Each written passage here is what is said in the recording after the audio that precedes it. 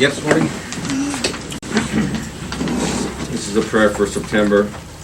May you have enough happiness to keep you sweet, enough trials to keep you strong, enough sorrow to keep you human, enough hope to keep you happy, enough failure to keep you humble, enough success to keep you eager, enough wealth to keep your needs, enough enthusiasm to look forward, enough friends to give you comfort, enough faith to banish depression, enough determination to make each day better than yesterday, and God to keep you going. Amen. Amen. Thank you, Jim. Okay, let's on September 9th for Archives and Records Center, approved an unpaid personal leave of absence for Ashley Siriglio, Records Courier Courier, 4 hours on September 4th, 2020. This will extend her probationary period by 1 day, 4 hours. On September 14th, 2020, for Transit, approved hiring Rick Wolfert to the position of part-time driver to be effective September 21st, 2020, at the rate of $14.54 per hour with a 1-year probationary period. This offer of employment is contingent upon the successful completion of the required pre-employment conditions. okay, thank you. How you doing? Danny, I'm good. How are you all? Good. Excellent. Today's financials include an appropriations transfer to the Sheriff's Department for miscellaneous reimbursements that were deposited into the general fund. Cash transfers include one from the Coronavirus Relief Fund to various departments to reimburse them for unbudgeted expenses incurred as a result of the pandemic in accordance with Resolution of Acceptance 20-105, and from Water Resources to the Parkland Revenue Bond Fund to cover debt payment. Encumbrances include a purchase order from the Commissioners to the Agricultural Society to cover various fairground improvements. And among the vouchers are $25,000 from the Department of Development, Community Development to Signet Juniper for the final installment for their strategic plan, and $1,055,977.47 from the Engineer's Office to Roniak Paving Incorporated for road resurfacing on Caves Road, Aquila Road, and Burton Windsor Road, and $108,481.67 from the Sheriff's Office to Motorola Solutions Incorporated for their annual Spillman software maintenance. And finally, a revenue certification from Water Resources in their Parkland Revenue Bond Fund for additional monies received for debt transfer. Okay, and I would imagine the Spillman software, that has gone through ADP and been approved there? Yes, Yeah. that's the one of the two software products that the Sheriff's Office is Okay. required to use for their records and management. And they're still satisfied there, okay. Yes. Okay. All right, any questions or comments? Make that motion. Okay, Second? Commissioner DeWark? Yes. Commissioner Spillier? Aye. Commissioner Levin? yes, Thank you very much. good, thank you. And then the next item is the next resolution for the resolution of acceptance for the CARES Act expenditures. And so today's resolution includes a total of $150,080.68. For reimbursement, we have $44,512.63, which is $9,688.45 from the Common Pleas Courts for PPE and 1 computer and Surface tablets with accessories for remote work. For maintenance is $34,461.26, and this covers PPE, sanitation, thermometers, signage, and a canopy shelter and sheeting to set up barriers and an outdoor overflow voting area for the Board of Elections in order to maintain social distancing. And $362.92 from the Public Defender for PPE, sanitation, and a Surface tablet and accessories for remote work. And then for the proposed amount, we have $105,568.05, which includes $19,087.70 from Common Pleas. This covers 10 laptops with accessories for remote work. For the engineer is $72,292.11. This covers a carpet cleaner and floor scrubber for work area sanitation and 14 hand sanitizing stations and 20 gallons of hand sanitizer. $5,040.84 from JFS. This covers 12 monitors and surface docking stations and accessories for remote working. For maintenance, $7,906.20. This covers sanitation equipment and supplies. And finally, for the sheriff's office, $1,241.20 to cover 2911 dispatch headsets with handset shoulder rests in order to eliminate shared hardware and social distancing. Okay. Okay. Make that motion. Second. Commissioner DeWark? Yes. Commissioner Spillier? Aye. Commissioner Levesey? Yes. Okay, great, thank you. Thank you very much. Morning, Jessica. Oh, Sorry about okay. Oh, hey, I didn't see you hiding there. Hiding in the back. How are Good you? morning. Good morning. How are you? Good, all right. How is everybody? Good. Oh, this weather. All right. Yeah. Right into fall. I know. Oh, well. We are looking to get permission to advertise for our bid specs for our elderly nutrition program. Mm-hmm. We go out for a 2-year bid. We do follow the Western Reserve Area on Aging guidelines, so that if we ever can get funding from them, we're good to go. Anyhow, so it's a 2-year bid, starting January 1st through December of 2022. Unbelievable. Isn't it though? Not that far away. So, I'll make that motion. Second. Commissioner DeWark? Yes. Commissioner Aye. Spillier? Commissioner Levesey? Yes. Okay. Thank you very much. Thank Have a you. good day. Have a good Appreciate day. it. Good seeing you. You too.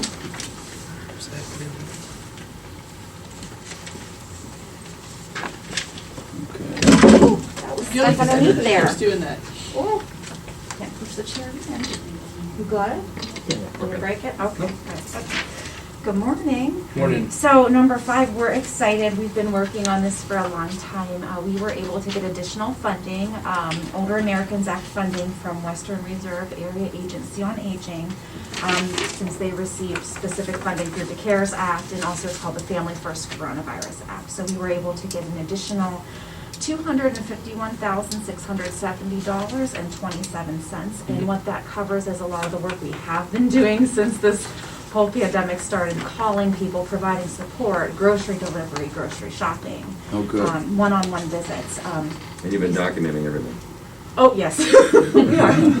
We've kind of been living and documenting what we've been doing Right, lately. We exactly. kind of feel like data entry specialists Yeah. at this point. Also, we started a curbside delivery program throughout the county, so we're able to get reimbursement for the Excellent. things that we've been able to do. So it's wonderful when you're able to get funds for things that you're doing. Yeah, And you yeah. don't have to add new programs, strings attached, et cetera. That's So great. we're happy to recoup those funds.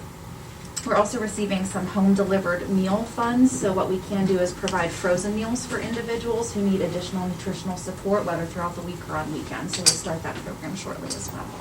Great. I'll make that motion. Second. Commissioner DeWark? Yes. Commissioner Spillier? Aye. Commissioner Levesey? Yes. Great, thank you all so Thank much. you. Good job.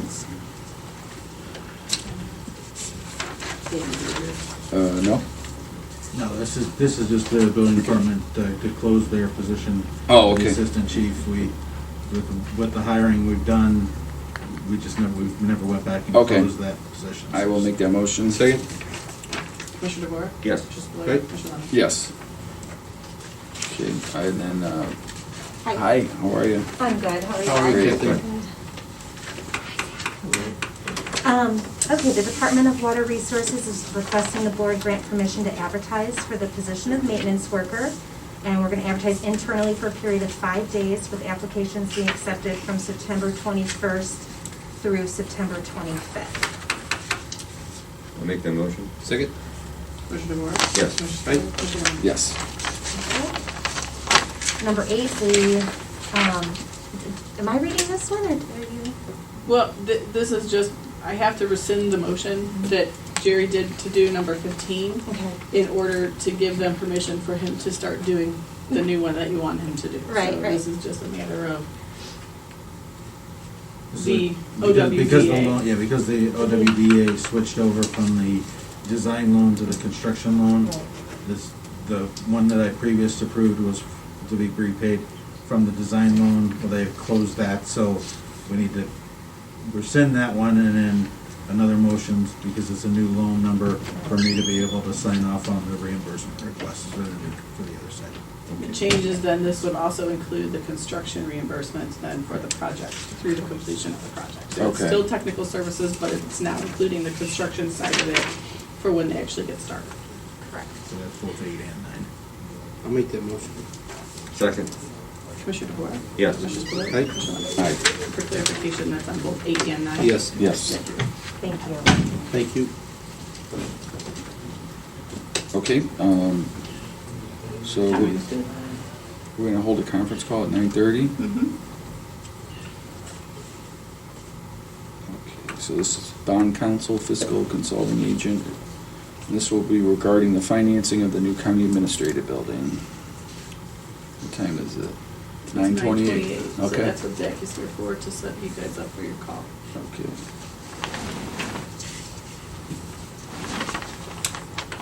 So you guys they're gonna wanna go down there, is that how we're setting this up, so that you guys can see? Is that how you guys have it Yeah, set we're gonna up? be projecting it up It'll on the be wall projected there. on the wall, so, the pictures are gonna. Okay.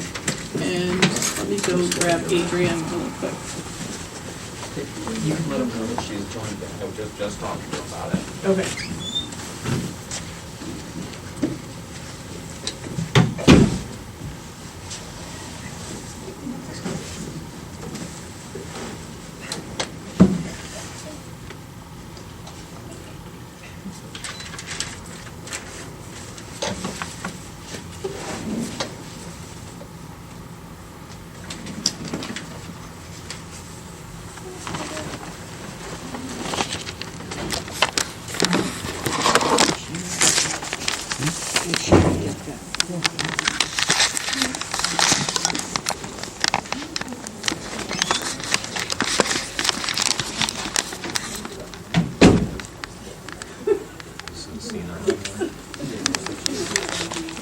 I've got some info on the lease agreement with, You should have some soon as well.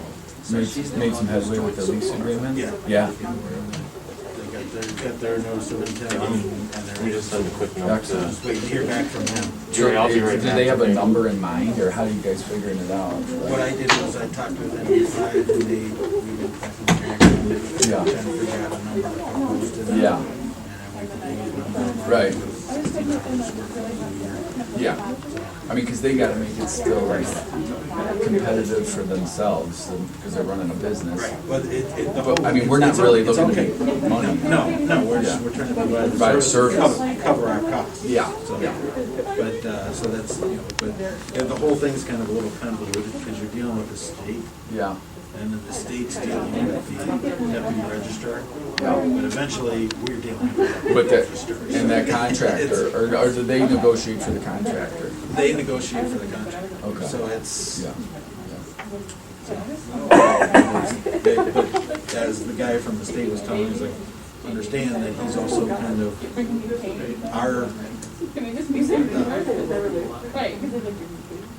our champion towards getting them to understand. A good deal. Yeah, this is a good deal for you. Yeah, yeah. Maybe a little more, maybe more than you're paying right now. You're gonna get brand new locations. And long You're gonna term, be right there yeah. with the title agency. Yeah, It's all. yeah. So, No. yeah, and that price is including utilities. Yeah. It will not include the cleaning. Caroline, you wanna move up here? You guys might wanna come up Yeah, this because way, so you can that's- see. That's a state rule. So that's not, yeah. Perfect. You got one thing? Thank you.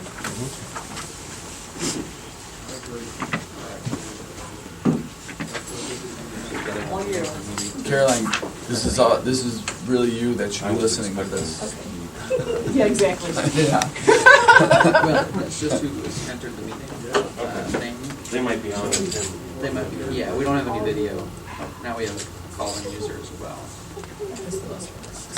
There's Steve right there.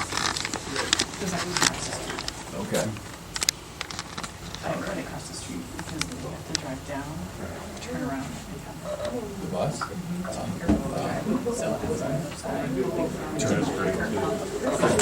Oh, yeah, so you gotta wait for him to turn. Yeah, yeah. And she's like, you can't. She did it today, but I was like, you can't do that. Yeah. Okay, looks like we have everybody on that's gonna be part of this remotely, so I think we can go ahead and get started. So I think, as everybody knows, we've been working on this building project for 35 years or so now. Yeah. At least it seems like it. But, you know, we're finally in that process. We have Donley's on board as our construction manager and D5 on board as our owner's rep, and TDA has been doing the plans. We're at a point now where we're actually out to bid for the contract, for the subcontractors under Donley, with regards to the construction manager at risk. So far, the numbers that have been coming in very good in our favor.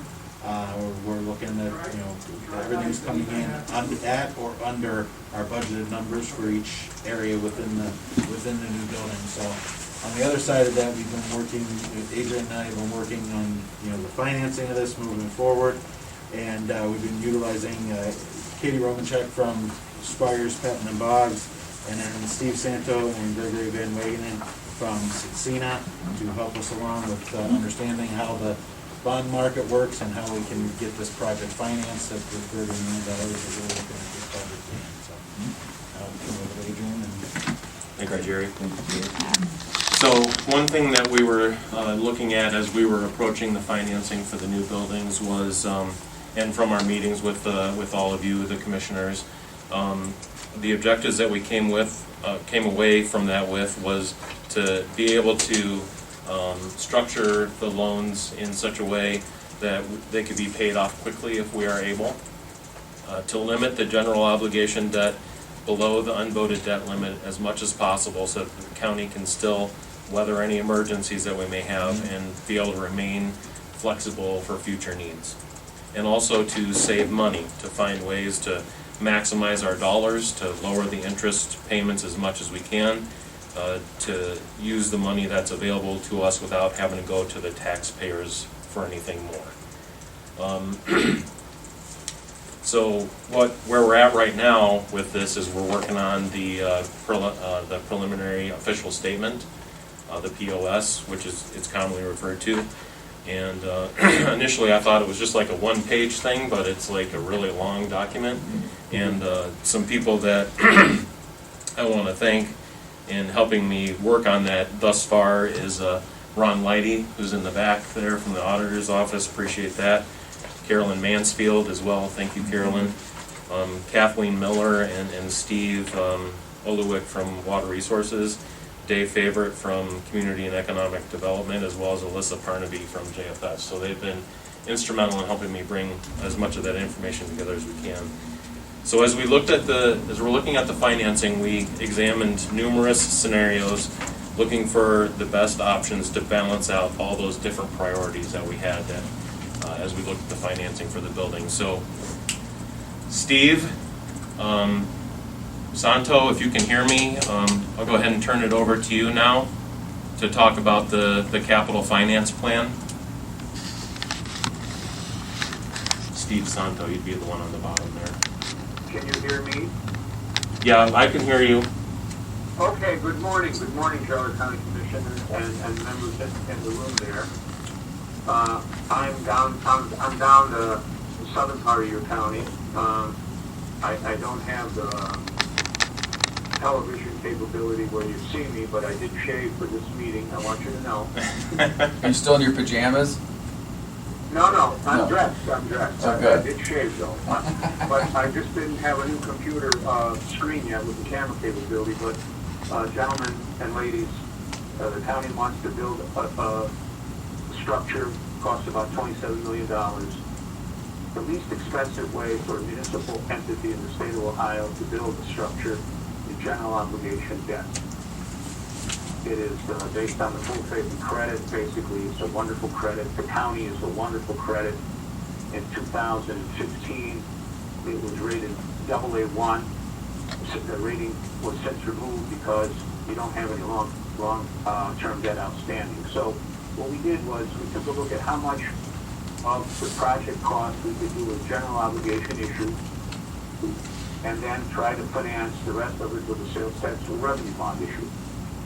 And we're doing right under $10 million as a general obligation, what's called a bank qualified issue, because if a municipality issues less than $10 million in a calendar year, banks can bid on it and still receive the tax preference that they get, an additional tax preference from the tax laws. And so what happens is you get more bidders on a deal when you sell it out there competitively, like in an auction. And that's what we try to encourage, lots of bidders. And so we came up with a strategy and we presented it to Adrian and to Jerry. Right under $10 million, 20-year general obligation bond issue this year, close it this year, and then start to sell a $17 million in change sales tax to revenue bond issue, 20 years, sell it maybe late December, close it sometime in January, and then because you close it in January, it counts against that year's $10 million limit. The rates are the lowest they've been, and I've been doing this since '81, so it's the lowest they've been since 1981. And so the interest rates will be very favorable to the county. Let's see here. So the deal is two transactions, 20 years, and we structured them with what's known as a 5-year optional call. The old deals, when I started in this business, used to be the 10-year optional call, which is what's known as your prepaid penalty option. There's no penalty involved these days, but people are still doing 8 and 9-year kind of calls. We do a 5-year optional call. Our understanding of what's going on with the county is at the end of each 5-year time frame, you'll take a look at the sales tax that has been generated, and should there be any extra left over after you run your business, we can apply it toward principal, and we can refinance the deals at the end of 5 years. And then we would run it out again and put another 5-year call in it and refinance the deal at the end of 5 years, because our understanding is the county likes to pay off its debt as soon as possible. So the deal is structured around that parameter. Let's see here. Somebody want to show the general market overview, the slide with the general market scale? Oh, that'd be bad. Let's back up. Yeah. Right next one, right There there? you go. Okay. Here you go. And Greg, you want to jump in and go over this slide? I can't hear you. Unmute him. Sure. I got it. There we go. Okay. So Very good. this is the municipal bond markets version of, say, the Dow Jones or S&P 500, where we look to this as our guide for where interest rates are. This is a 1-year time frame, which has been now at all-time lows throughout most of it. You can see where the COVID pandemic hit the economic markets and everyone freaked out, shot straight up, and then it's fallen back down to that April 11th area is the all-time low. We're coming up off of the all-time lows, but there's still extremely low interest rate environment. The Federal Reserve came out yesterday. They've been saying for a while that they're going to keep interest rates near zero, and they reiterated that fact yesterday that interest rates are staying at or near zero for the extended period of time. The Federal Reserve's rates are indicative of the municipal bond rates, but they're not. It's not the same thing.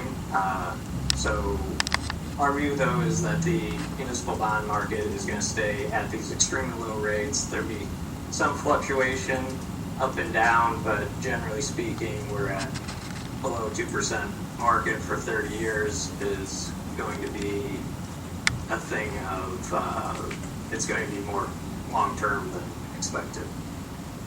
So And then, moving right along to the next bullet point that I have on the agenda is the way that your transaction will be done will be like a competitively sold transaction. yeah, if you could Kinda go like like it. slides forward. Yeah. But, okay, so for example, when you sell your trucks or when the county does any business, they usually open up things for bid and take the best bid. We do the same thing with bond issues. I would tell you that I've had the good fortune to work with Geauga County over the last 7 or 8 years. We always did note issues. I think Ron will attest to this. We always sold them competitively. We always receive a number of bids. We have great credit in Ohio, so that people bid voraciously to get your debt. We plan to sell this 20-year bond issue competitively, both deals, the GEO and the sales tax revenue bond issue. And here's an example on the screen. We sold this deal on August 11th to Greene County down south, and we received more bids than I even estimated when the county commissioners asked me how many bids they're going to get.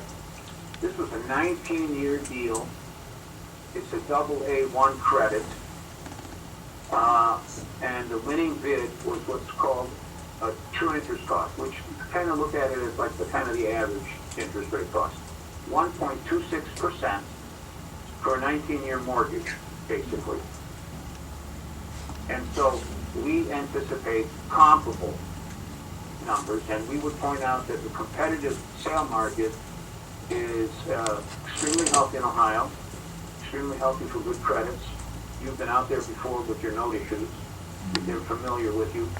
And that just a little difference between 1.267 for the winning bid and 1.288 in interest rate expense, just between that first place and second place, was 30 grand overall.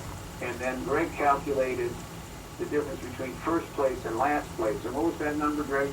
It was about $640,000 for that 0.4% difference in interest rates. So, and so when you sell it competitively, it typically goes out to like 2,000 to 3,000 different email links. It's put in the bond buyer. It's put up on the Bloomberg screen. It's put up on what's known as the parity website. Now, 2,000 to 3,000 links, and we only got 10 bids. That's because there's only about 20 or 30 firms that typically buy Ohio paper, and those 20 or 30 firms would represent 50 or 60 because some of these firms come in with partners, which are called syndicate members.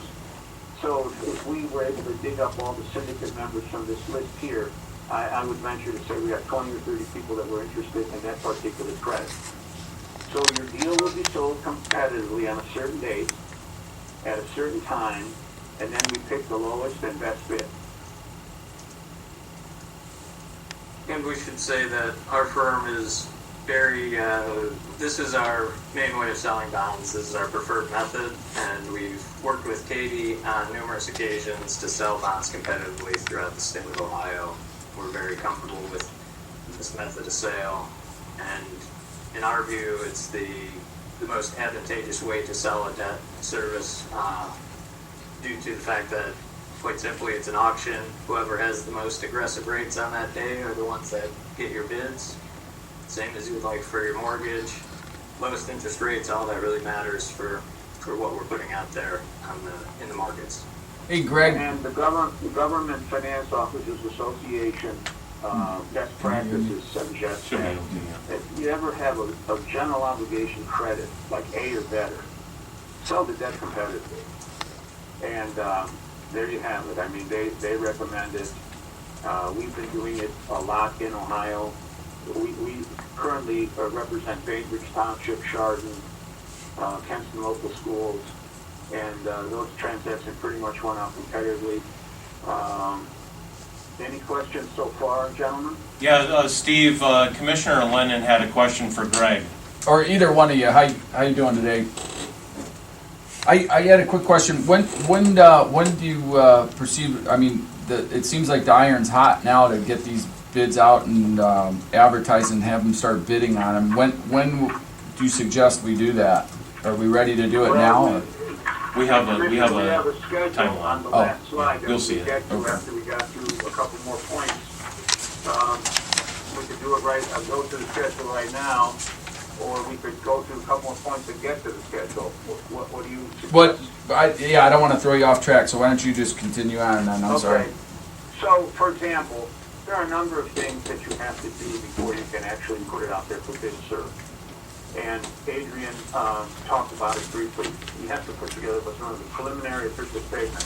It is a formal, kind of like SEC, MSRB security document. It is not as hard as taking physics in high school when I went to high school. But it takes a lot of time and effort to put it together. And that's why he named all of his helpers in the back of the room. Because if he had to do it alone, he said he thought it was one page long, he would probably pull his hair out. So, it's 120 pages long. It's not like physics.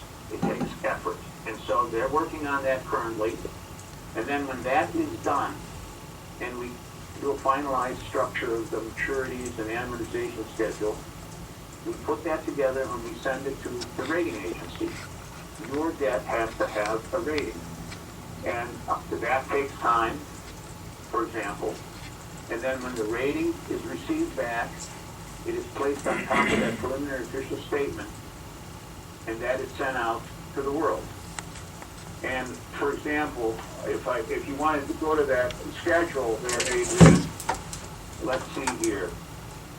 Oh, we can't forget that you folks have to pass it as an authorizing resolution.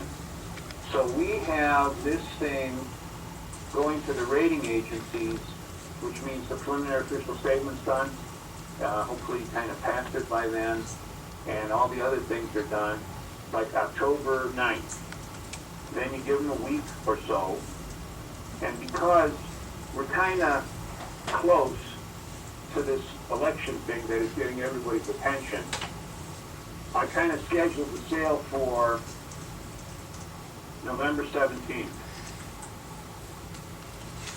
Now, if the preliminary official statement is like done today, which is not a fair and reasonable request, and I jumped on and squeezed a rating agency, and they're also very busy because everybody and their uncle is in the marketplace these last few months, although the rate's not going anywhere. So I have your first deal selling on November 17th. I have your second deal selling on December 17th. And so that's the plan, sir. Okay. Get all the preliminary official statement done, have a conference call with the rating agency, give them enough time to get back to us, send it out there about a week to 8 days ahead of time, although this kind of gets complicated because there's Thanksgiving time and there's Christmas and there's the November 3rd election.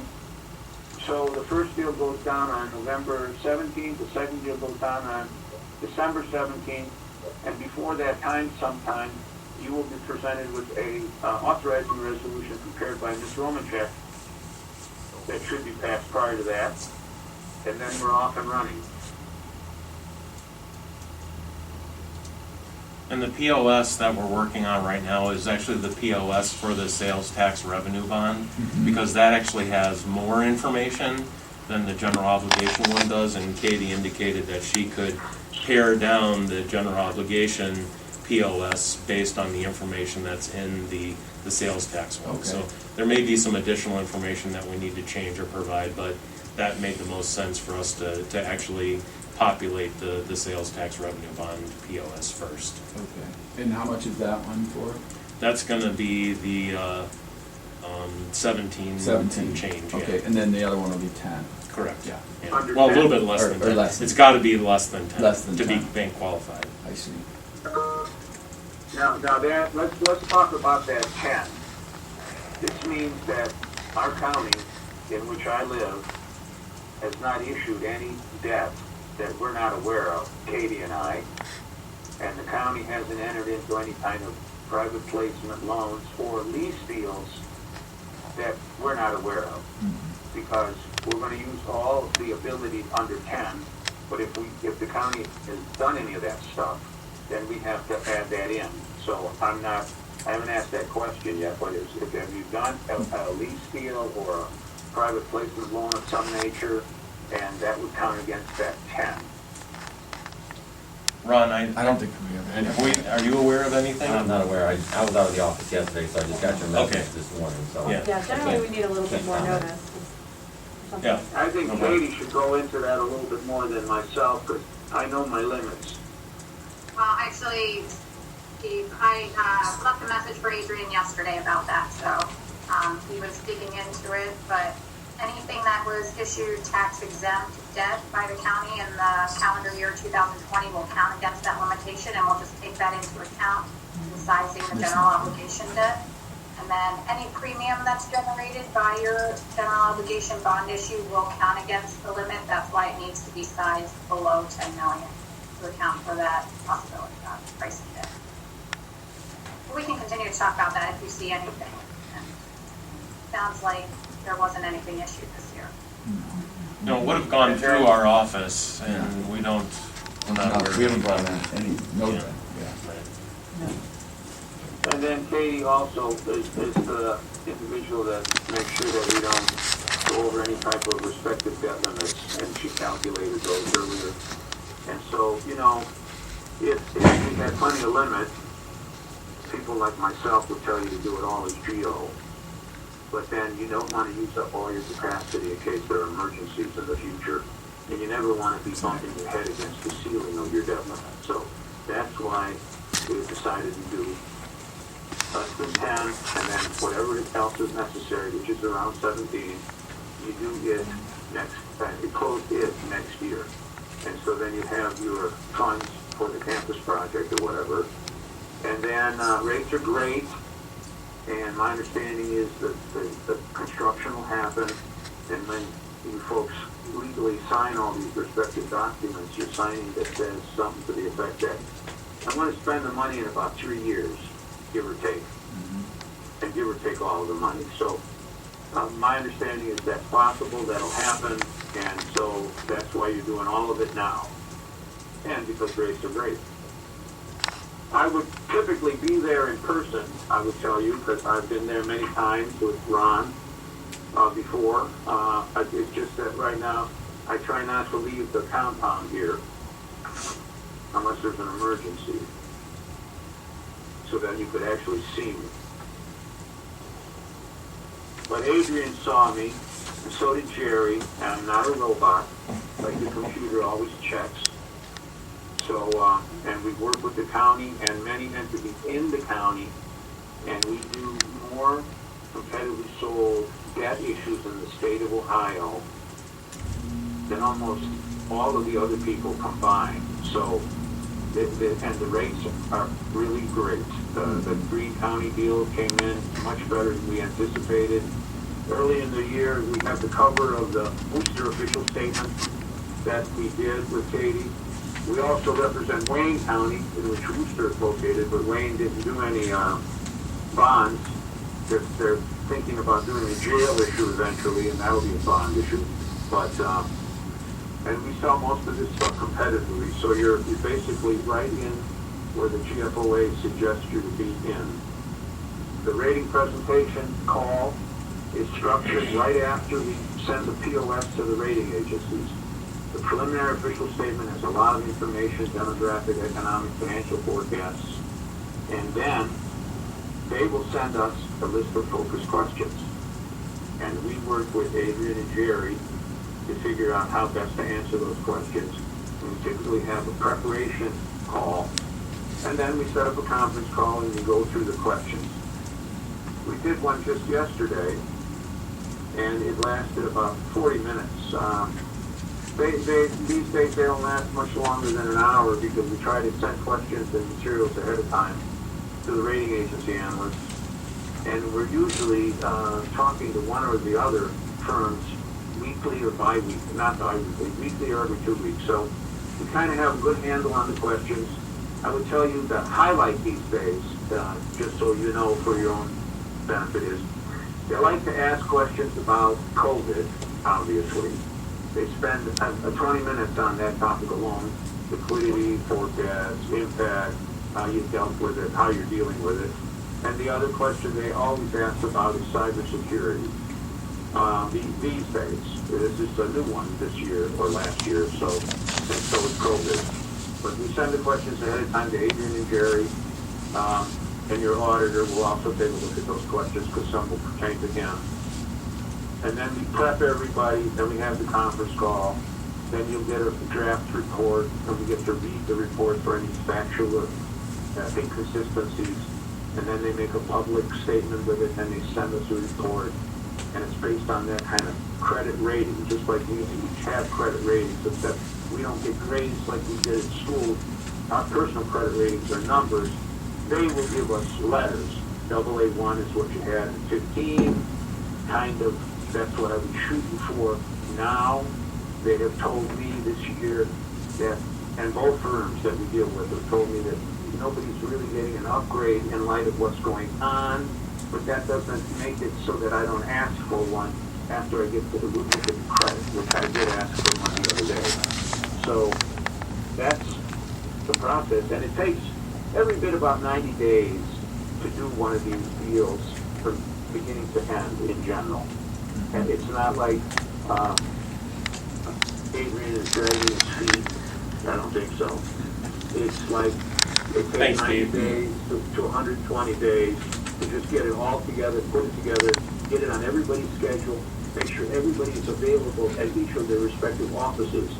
Because the rating agencies also are very busy, bond counsel is very busy, and you gentlemen are probably very busy with what's going on. So that's the plan. Excellent. Well, this was mainly to kind of bring you, the commissioners, up to date on where we were at as far as the financing is concerned. So I don't know if there's any other questions for any of the people online that you'd like to state, or anyone if you want to open it up to the Sure. the room, if there's any questions. Looking at the elected officials and the representatives from the auditor's office.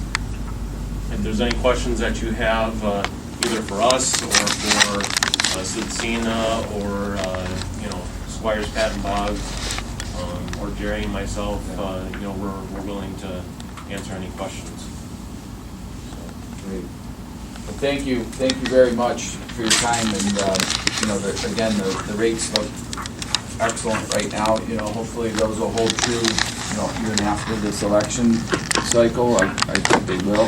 Hopefully, fingers crossed. And look forward to getting going.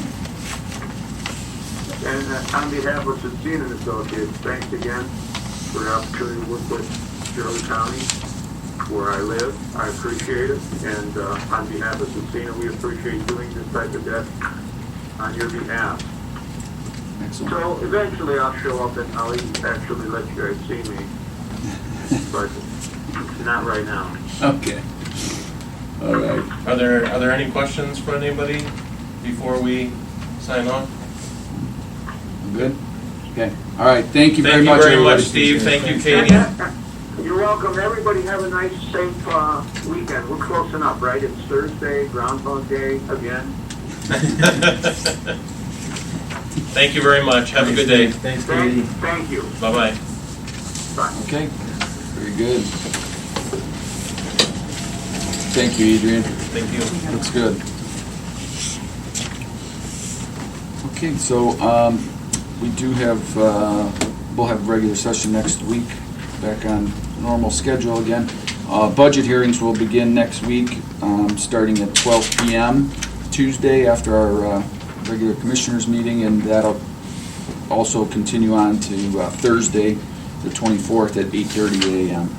So those are open to the public, and anybody that would like to come listen to all the different departments and elected officials' budgets requests for the upcoming year, you're more than welcome to be there. The schedule is posted on the front window, out in the lobby, so you can see what departments will be at what time. Thank you. Okay. Any other questions or comments for anybody? No? Okay. Motion to Move adjourn. adjourned. Okay.